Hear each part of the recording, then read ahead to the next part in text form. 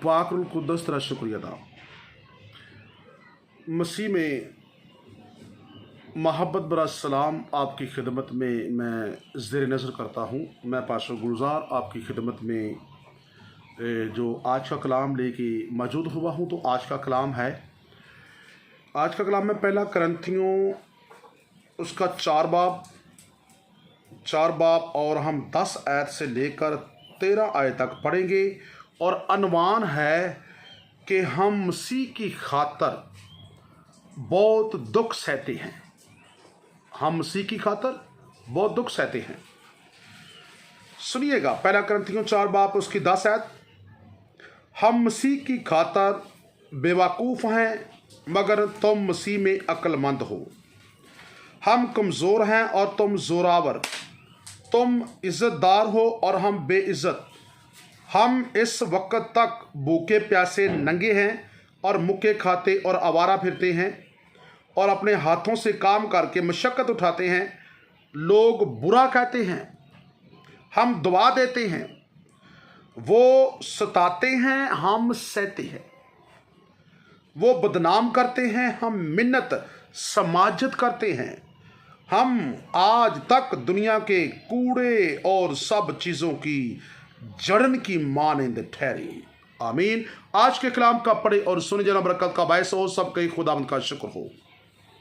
मेरे अजीज़ों, मैं आपके सामने एक जो अभी मैंने 3 आयात का जो मतालिया किया है, इस मताले के अंदर पौलुस रसूल करंथियों के नाम को ख़त लिखता हुआ इस बात की सिर्फ इशारा करता है कि हम मसीह की खातर बहुत कुछ सहते, बर्दाश्त करते, मार पीट लेते अपने जिस्म के ऊपर और बहुत सी दुख दर्द और बहुत से अलम का सामना करते हैं। लेकिन फिर भी हम कहते हैं कि हमें मसीह की मोहब्बत से कौन जुदा कर सकता है।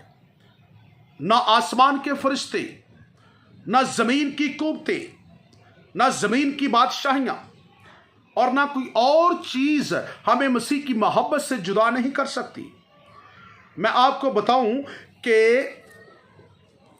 इस दुनिया के अंदर मसीह खुदावन हमारे लिए एक पैकर हैं, नमूना हैं। हर एक शख्स के लिए हमारे लिए मसीह एक नमूना है कि जब हम मसीह की ज़िंदगी के ऊपर नज़र डालते हैं तो मसीह खुदावंद की 33.5 साल की जो ज़िंदगी है उसके अंदर हमें सब्र, तहम्मुल, इत्मीनान, तसल्ली नजर आती है। और देखिएगा कि मसीह खुदावंद ने लोगों की खातर, गुनहगारों की खातर और दुनिया की खातर कौन कौन सा दुख नहीं सहा। और अगर कुछ सताता है तो उससे दुआ देते हैं। अगर उनको मसीह खुदावंद को उन्होंने कोड़े मारे तो उनके लिए भी कहते हैं कि खुदावंद को माफ़ कर। ये नहीं जानते कि क्या करते हैं। अगर उन लोगों ने उसके हाथ और पाँव में कील लगा दिए तो फिर भी खुदावंद कहते हैं कि ऐ खुदावंद को माफ़ कर। ये नहीं जानते कि क्या करते हैं। और उन लोगों ने उसके कांटों का ताज सर पे रखा तो फिर भी वो यही कहते हैं। हर चीज के अंदर मसीह खुदावंद का सब्र बोलता है, इत्मीनान बोलता है और सब्र तहम्मुल के साथ वो पेश आते हैं।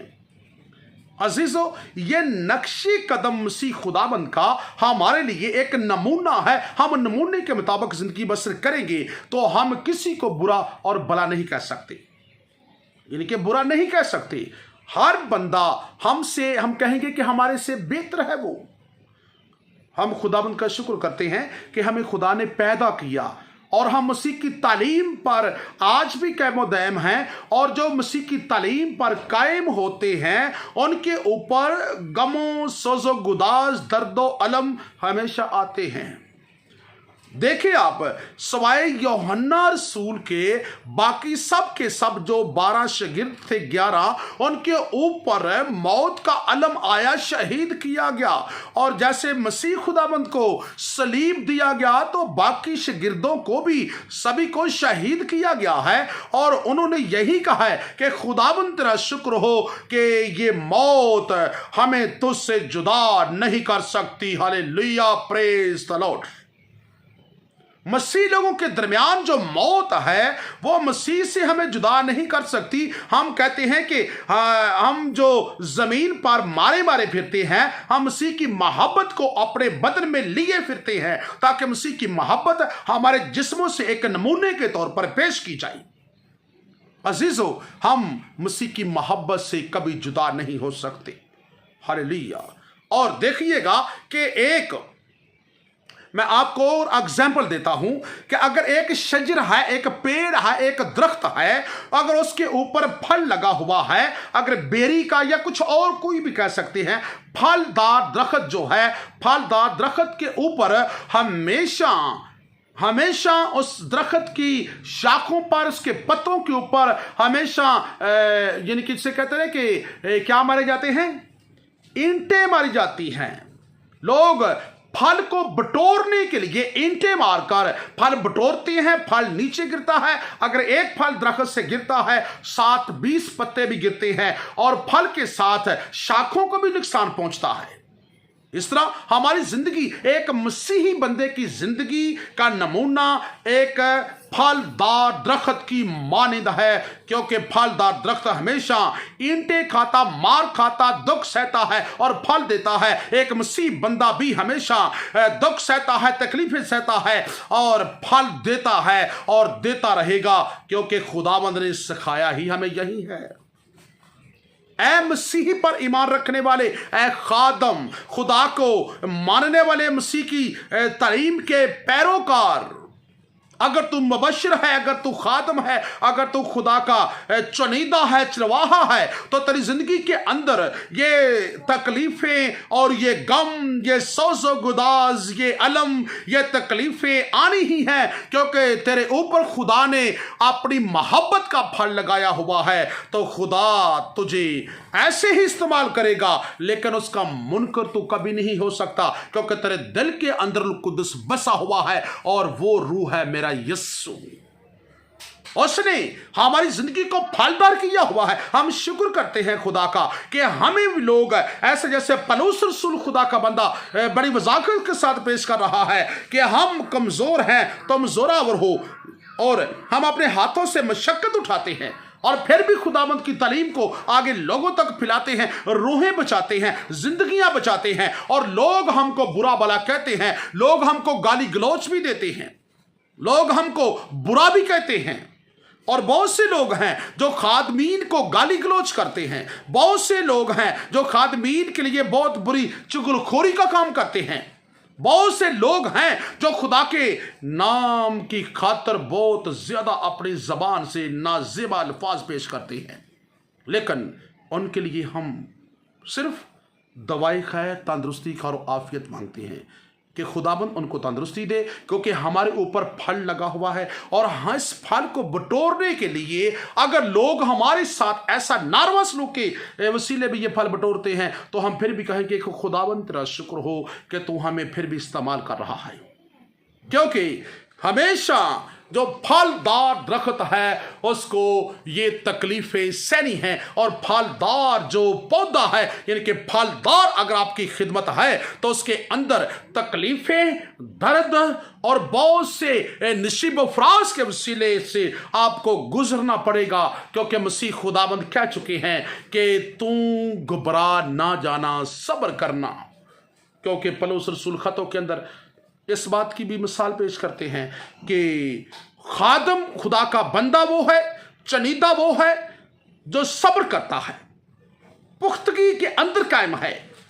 अगर कोई दुख तकलीफ देता है तो कहे कि खुदावंद तेरा शुक्र हो। खुदा के बंदा साबर अय्यूब को आप देख लें कि खुदा का बंदा साबर अय्यूब, उसके 7 बेटे अबलीस की तरफ से जो आजमाइश आई, 7 बेटे मर गए, 3 बेटियां मर गई, और उसका मालो दौलत, हर तरह का घर बार जायदाद तबाह बर्बाद होगी। लेकिन फिर भी वो क्या कहता है, उसकी बीवी ने कहा, क्या कहा कि अब भी खुदा का नाम ले और मर जा। लेकिन खुदा का बंदा साबर अय्यूब क्या कहता है कि तू बेवकूफ औरतों की बातें करती है, क्या हम खुदा के हाथ से सुख पाएं और दुख ना पाएं। हालेलुया। हमें खुदा के हाथों से सुख पाना है तो दुख भी पाना है। खा किसी तरीके से हमें मिल जाए, खुदा के ऊपर कभी शिकवा ना करें, किसी के ऊपर भी कभी शिकवा ना करें, क्योंकि खुदा अपने लोगों के साथ हमेशा भलाई करता है, क्योंकि खुदा भला है, उसकी शफ़क़त अबदी है।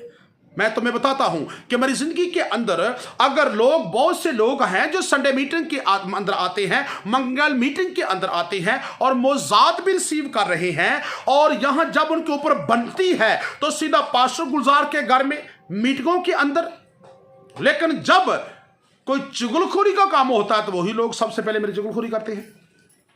वही लोग हैं जो मुझको बुरा भला भी कहते हैं, और मुझे लोग बताते हैं आकार के सजी वो लोग ऐसे कह रहे हैं, तो मैं कहता हूं कि कोई बात नहीं, जो उनके अंदर बड़ा है वो ही निकलना है, जो मेरे अंदर बड़ा है मेरे अंदर से वो निकलना है। हालेलुया।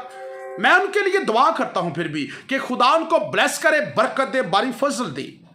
इस तरह के बहुत से लोग हैं जो जब उनके ऊपर बनती है तो मेरे पास आ जाते हैं, और मौजा हासिल करने के लिए वो दरवाज़ा ठक ठक ठक, आधी रात है या खाना खा रहा हूं, वो मुझे खाना तक नहीं खाने देते, लोग वही होते हैं। और जब मैं राहों से गुजरता हूं तो यकीन करें वो मौजा लेकर यहां से जाते हैं। मसीह खुदावंद मौजा करता है बेशक, लेकिन अपने बंदों को इस्तेमाल कर रहा है, और जब वो राहों से गुजरते हैं तो यकीन वो लोग यकीन करें कि कोई बात नहीं, बल्कि सलाम तक नहीं पेश करते।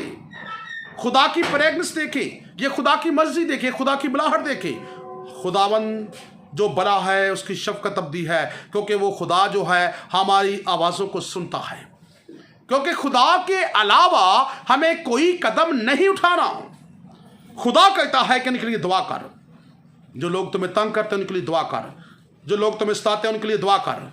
तो यकीनन हमें उनके लिए दुआ करना है और तहम्मुल में ठहरना है, और फिर भी उनके लिए कहना है कि खुदावंद तेरी मर्जी इनकी ज़िंदगी से पूरी हो। क्योंकि जैसे देखें हम मसीह खुदावंद की ज़िंदगी का नक्शा देखते हैं, तो मसीह खुदावंद की ज़िंदगी का नक्शा क्या है कि वही लोग हैं जो मसीह खुदावंद को जो कि वेलकम करते हैं, अपनी चादरें यीशु की राहों में बिछा देते हैं, और अपने दुपट्टे और उनकी राहों में, यीशु की राहों में फूल बिछा रहे हैं, और कह रहे हैं होशना जो खुदावंद के नाम से आता है मुबारक है, और खुदावंद को वेलकम यरूशलेम में कर रहे हैं। और वही लोग जब सलीब यीशु को दिया गया और उनकी आवाज बुलंद होती कहते हैं इसे सलीब दो, इसे सलीब दो, इसे सलीब दो।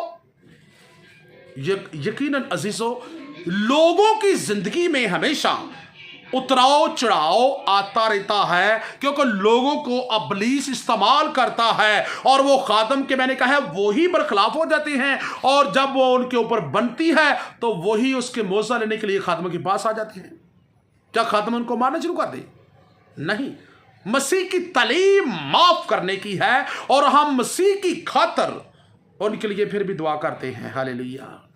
हम कहते हैं कि नहीं भाई, आपके अंदर जो बरा था, आप ठीक है, मैं राहों से गुजरता, आपने कभी सलाम तक नहीं किया, और मैं जब मतलब कि मेरी चुगलखोरी करना, मुझे बुरा भला आगे पीछे कहना, अक्सर कात मुझे लोग गाली गलोच भी देते हैं, मैंने यहाँ तक सुना है। तो फिर भी मैं क्या कहता हूं, मसीह की खातर हम बेशक मारे मारे फिरते हैं, लेकिन फिर भी हम मसीह की मोहब्बत से जुदा नहीं हो सकते। हम उनको माफ़ करते हैं, माफ़ कर देते हैं। क्यों? क्योंकि पलूस भी यीशु का नक्शा कदम लेकर चलता है, और हम भी यीशु का नक्शा कदम लेकर चलते हैं, और बहुत से मसीह के जो फॉलोअर हैं, मसीह को मानने वाले हैं, वो भी यीशु का नक्शा कदम लेकर चलते हैं। हालेलुया। यकीन अजीजों, हमें उस पेड़ की मानद ठहरना पड़ेगा जो फल भी देता है और ईंटें भी खाता है, और खादम की भी हमेशा मौजों का फलदार उसकी खिदमत है, और फल भी देता है और ईंटें भी खाता है। कौन सी ईंटें? गाली गलोच की ईंटें, चुगलखोरी की ईंटें, बुरा भला कहने की ईंटें।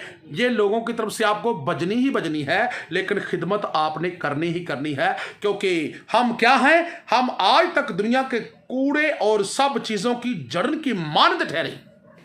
दुनिया हमें ना चीज भी जानती है, जड़न कूड़े की मानद जानती है, लेकिन हम फिर भी मसीह में कायम और यीशु की मोहब्बत को उजागर करते हैं, रूहें बचाते हैं, और उनके जिस्म के लिए दुआ करते हैं, मौजे होते हैं। और बहुत से खादमीन इन बातों को सुनते भी हैं, और फिर भी उनको कहते हैं कि खुदावंद तेनू माफ करे, क्योंकि हमारे यीशु ने क्या कहा है, क्या बाप इनको माफ कर, ये नहीं जानते कि क्या करती हैं।